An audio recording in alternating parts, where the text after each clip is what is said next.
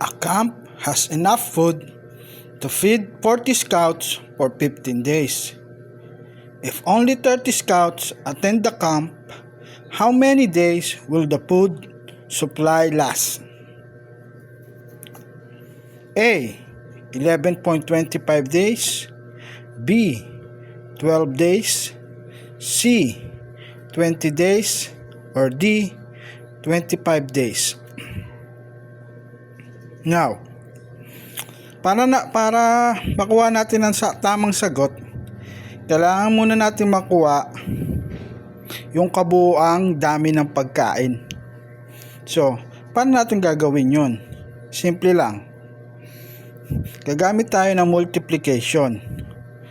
Meron tayong 40 scouts.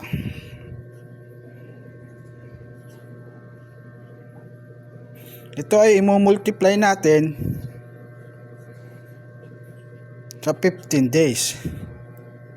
So, ang tamang sagot, 40 times 15 is equals to 600. Now, bakit 40 times 15? Ganito lang yan. Imagine mo, merong 40 scouts. Isipin mo na kada araw, bawat scout ay kakain o uubos ng isang dilata. So, sa bawat isang araw, 40 dilata ang mauubos ng mga scout. So, bawat araw meron tayong 14 dilata. At papakain natin ito sa loob ng 15 days.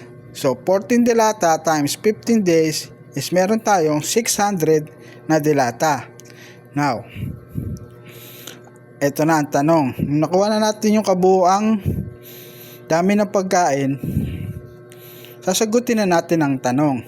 If only 30 scouts attend the camp, how many days will the food supply last? So, ang gagawin natin naman dito is magdi-divide tayo. Since nabawasan ang dami ng scouts, ang gagawin natin naman ay ang kabuuang dami ng pagkain ay i-divide natin sa 30.